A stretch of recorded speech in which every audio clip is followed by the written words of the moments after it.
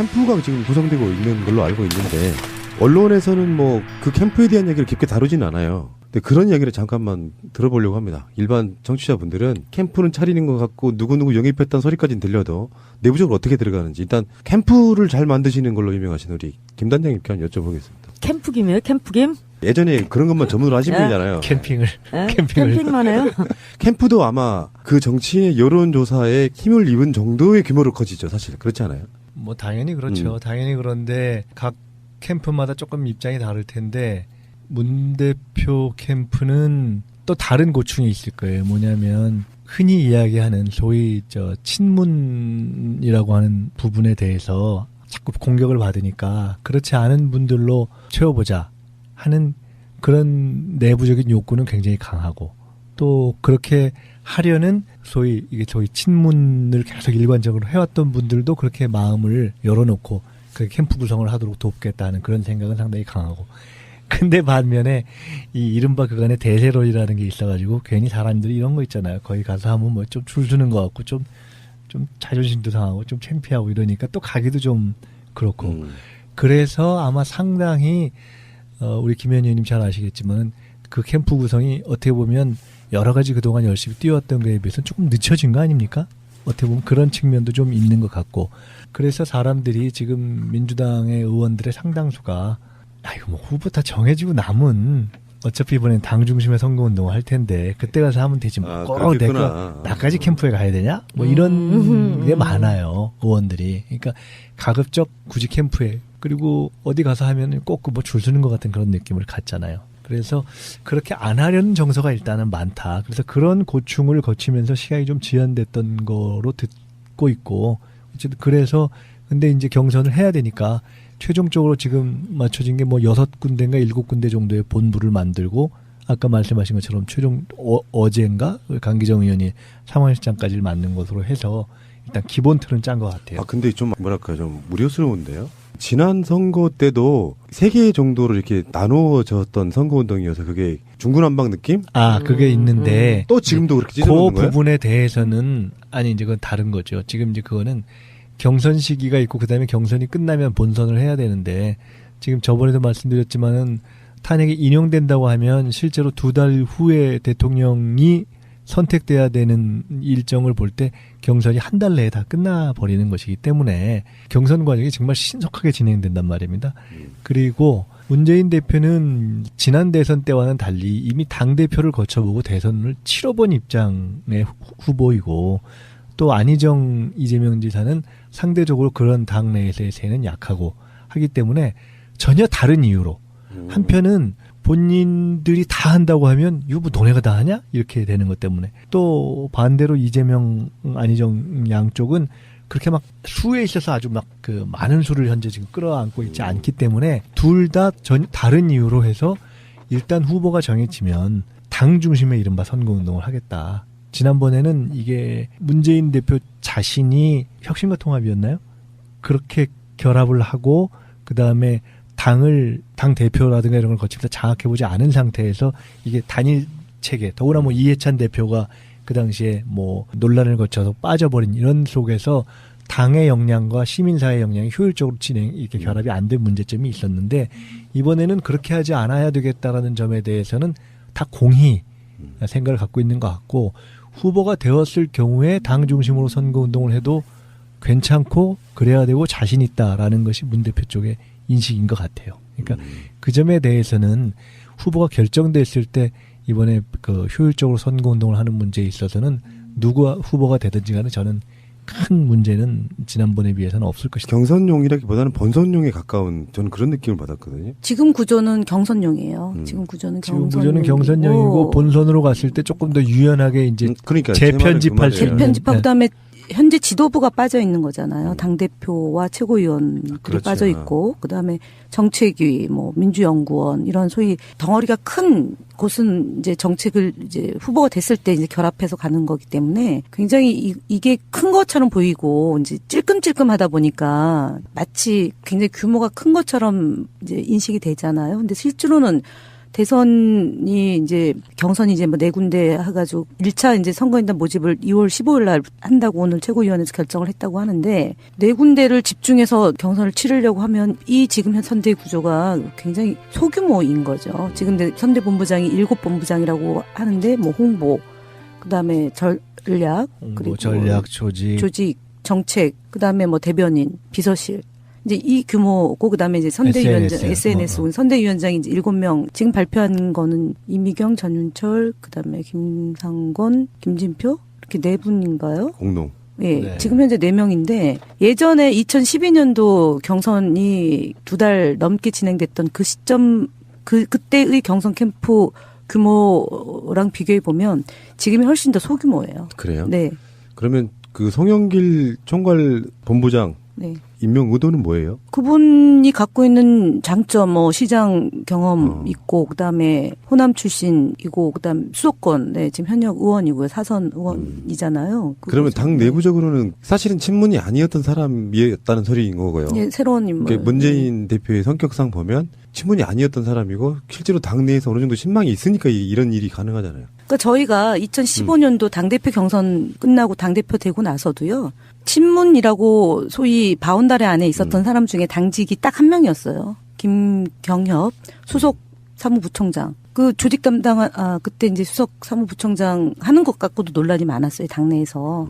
다 하냐. 그래서 아니 사무총장도 아니고 정책위의장도 아니고 그럴 정도로 거의 극도로 이제 몸조심을 하는 거죠. 소위 친문이라고 얘기하는 분들이. 근데 이번에도 마찬가지인 거죠. 전해철 의원의 경우는 지금 최고위원으로 활동하고 있는 거고 양정철 전 비서관이 지금 비서실 부실장으로 이제 뭐 내정된다고 하는데 그다음 이호철 그분은 부산에서 안 올라오고 계셔요. 이제 부산에서 주로 활동하고 노무현 재단 활동하는 거 말고는 없는데 진짜 유령과 같은 그런 얘기를 자꾸 함으로 인해 가지고 마치 문재인 후보가 그런 일을 하는 것처럼 이제 되는 거죠. 근데 그걸 믿는 사람들이 있어요?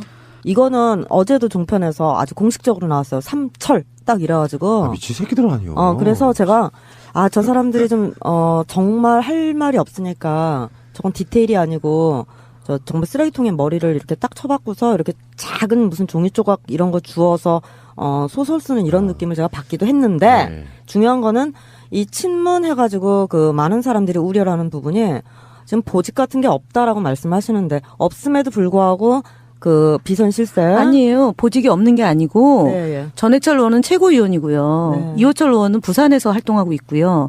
양정철은 비서실의 부실장으로 내정이 되어 있어요. 그래서 활동하는 겁니다. 비선이 아니에요. 제가 얘기하는 것은. 네. 활동을 그렇게 하시는데도 불구하고 그 활동하는 자기에게 주어진 어떤 위치보다도 더 막강한 정치력을 행사한다라는 게 상당히 그 오랜 기간 이 정치인들하고 친하게 지냈던 그 야인들의 그 말씀이거든요. 아니 근데 이건 프레임이에요. 그러니까 그거를 빨리 해명은 아니지만 그러니까 저 같은 사람은 우아하게 잘 보여주실 필요는 있어요. 좀 저 같은 풀어서. 사람은 그런 종류의 이야기를 믿지도 않고 듣고 싶어도 않지만 종편에서까지 떠든다니까 요즘. 종편에서 떠드는 거죠. 그러니까 원래 종편이 떠드는 아니 거였죠. 우리도 떠들어요. 우리도. 그러니까 요 프레임이 뭐냐. 문재인은 아무것도 아닌 사람인데 실제로 그 영향력을 행사하는 사람들이 뒤에 장막에 있는 사람들이 있다라는 있을 이미지를 것이다. 주기 위해서 말 만들기 좋게 삼철 이렇게 해가지고 철자로 끝나는 세 분 이거는 거기에 넘어가서도 안 되고요. 가깝게 친하게 지내는 사람은 다 그런 식으로 몰아가면 이게 박근혜와 최순실 관계처럼 만들려고 하는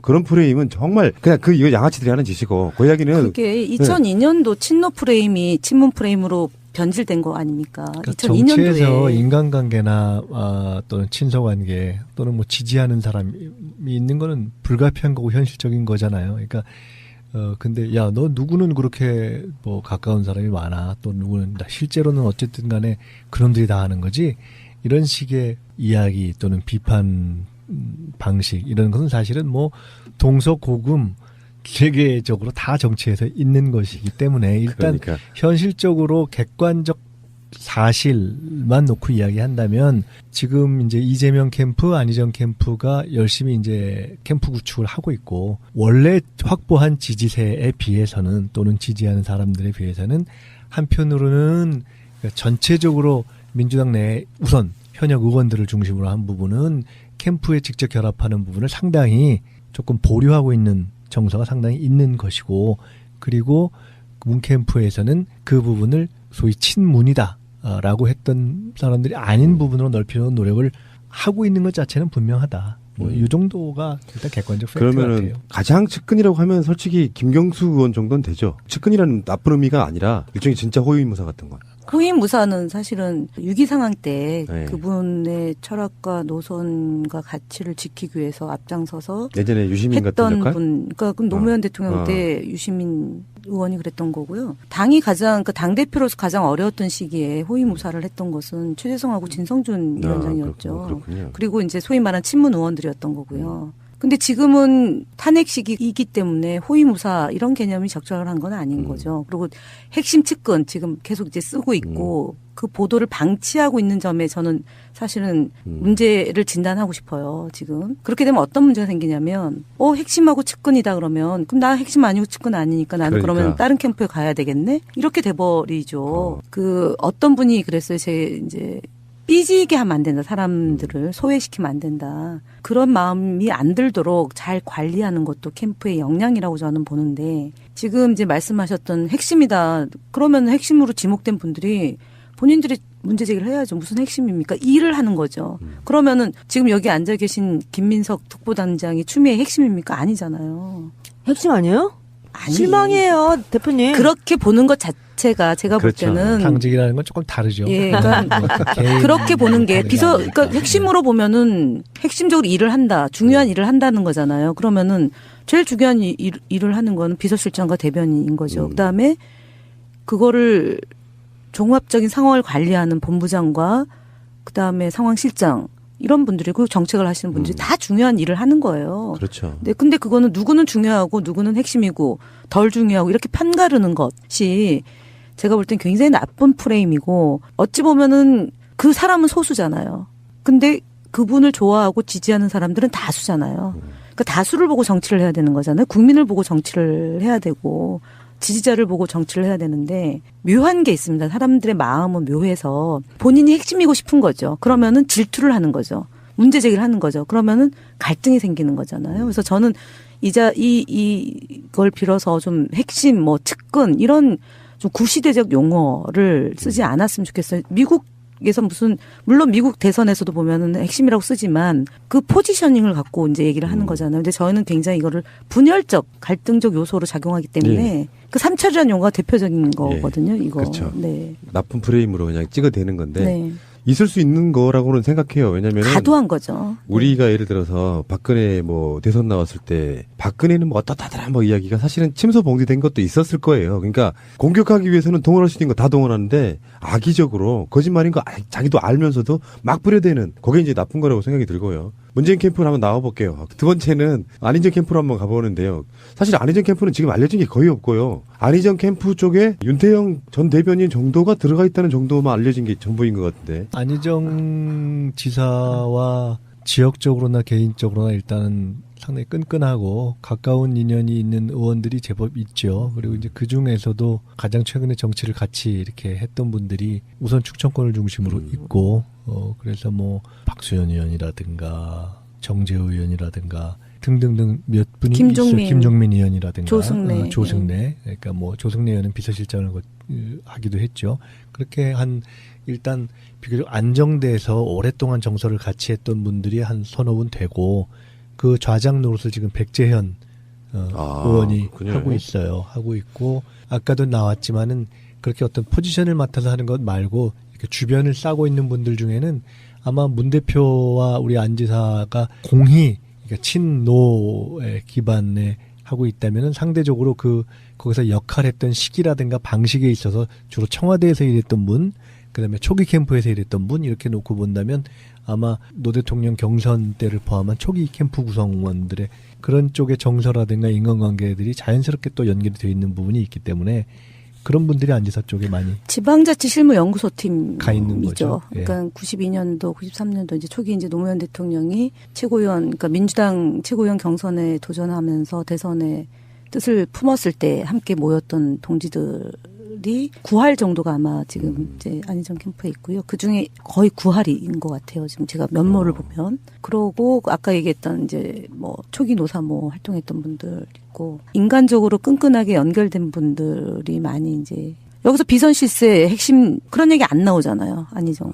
안 쓰잖아요. 그러니까 1위 후보가 갖고 있는 타 후보 진영과 언론에서의 아까 조중동이 또는 종편에서 문재인 후보를 공격하기 위한 한 수단, 그리고 잡매에 멍들게 하는 그 수단이고 그거로부터 자유스럽지 못하니까 적극적으로 도왔던 분들이 자꾸 뒤로 빠지게 되는 일들이 생기는 거죠. 그러니까 관망하거나 이제 그래서 참 안타까워요. 저는 뭐 그런 이제 바운다리 안에 있는지 모르겠지만 실력 있고 능력 있는 분들이 조금 더 역할을 해주면 좋은데 그 역할을 지금 못 하잖아요. 못하게 만들어 놓고 있잖아요. 예.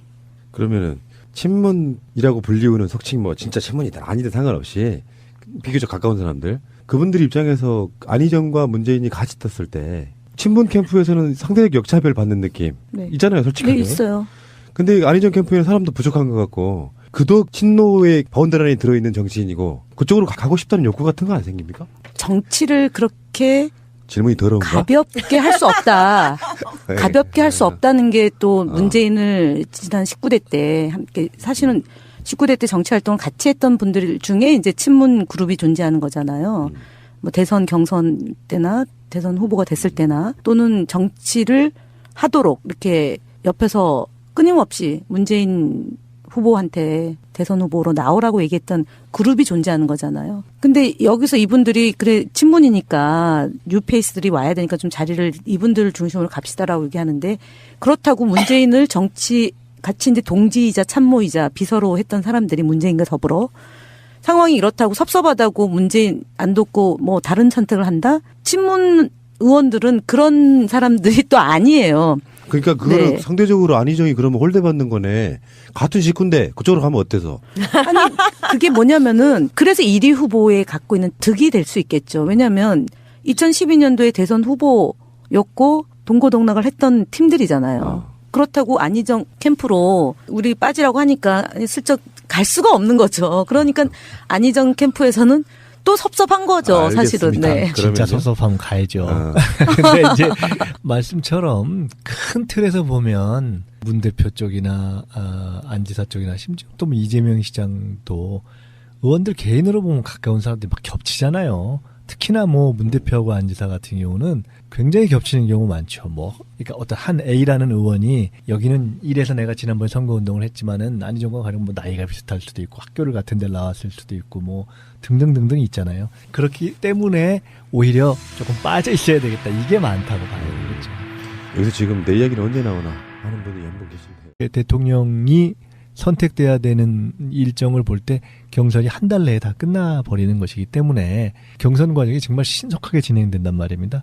그리고 문재인 대표는 지난 대선 때와는 달리 이미 당대표를 거쳐보고 대선을 치러본 입장의 후보이고 또 안희정 이재명 지사는 상대적으로 그런 당 내에서의 세는 약하고 하기 때문에 전혀 다른 이유로 한편은 본인들이 다 한다고 하면 이거 뭐 너네가 다 하냐? 이렇게 되는 것 때문에 또 반대로 이재명 안희정 양쪽은 그렇게 막 수에 있어서 아주 막 그 많은 수를 현재 지금 끌어안고 있지 않기 때문에 둘 다 다른 이유로 해서 일단 후보가 정해지면 당 중심의 이른바 선거운동을 하겠다. 지난번에는 이게 문재인 대표 자신이 혁신과 통합이었나요?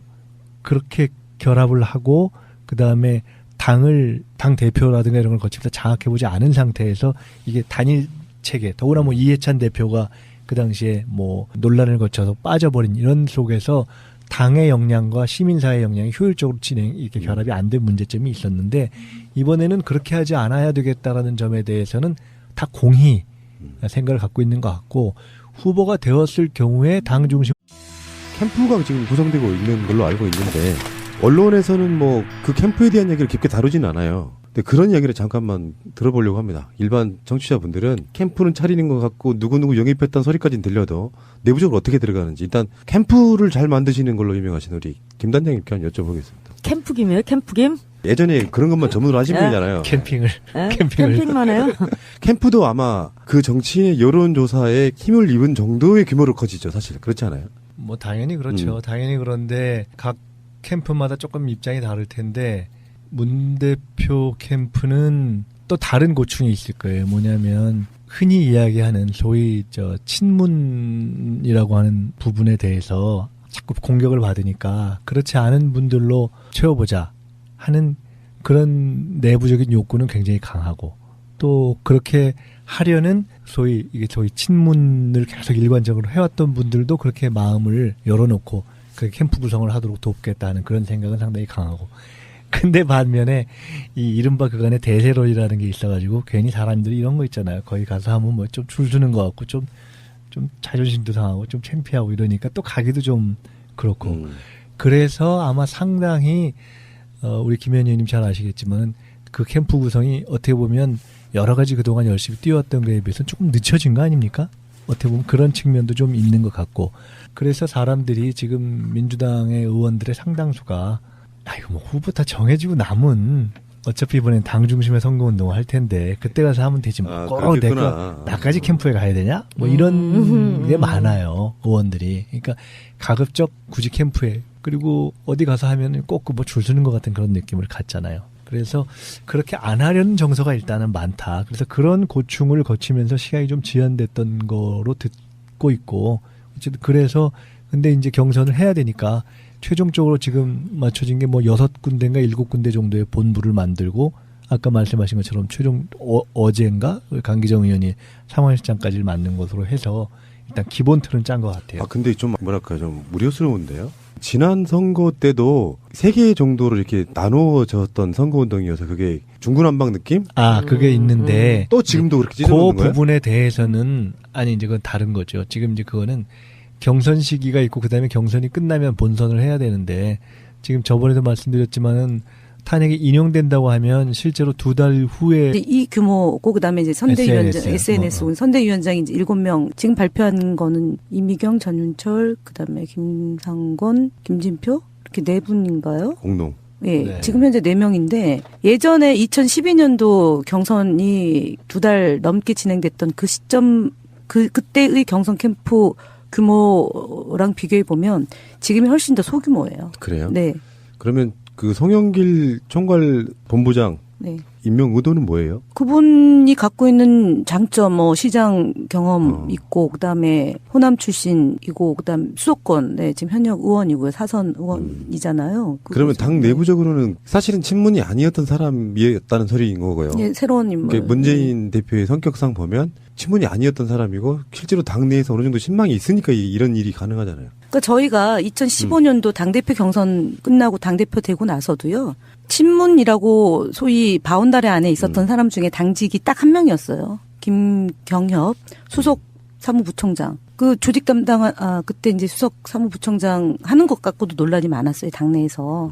다 하냐. 그래서 아니, 사무총장도 아니고 정책위의장도 아니고 그럴 정도로 거의 극도로 이제 몸조림으로 선거 운동을 해도 괜찮고 그래야 되고 자신 있다라는 것이 문 대표 쪽의 인식인 것 같아요. 그러니까 그 점에 대해서는 후보가 결정됐을 때 이번에 그 효율적으로 선거 운동을 하는 문제에 있어서는 누가 후보가 되든지 간에 저는 큰 문제는 지난번에 비해서는 없을 것이다. 경선용이라기보다는 본선용에 가까운 저는 그런 느낌을 받았거든요. 지금 구조는 경선용이에요. 지금 구조는 경선용이고 본선으로 갔을 때 조금 더 유연하게 이제 그러니까 재편집할 수 있는. 재편집하고 그다음에 현재 지도부가 빠져 있는 거잖아요. 당대표와 최고위원들이 그렇죠. 빠져 있고, 그다음에 정책위, 민주연구원 이런 소위 덩어리가 큰 곳은 이제 정책을 이제 후보가 됐을 때 이제 결합해서 가는 거기 때문에 굉장히 이게 큰 것처럼 보이고 이제 찔끔찔끔하다 보니까 마치 굉장히 규모가 큰 것처럼 이제 인식이 되잖아요. 근데 실제로는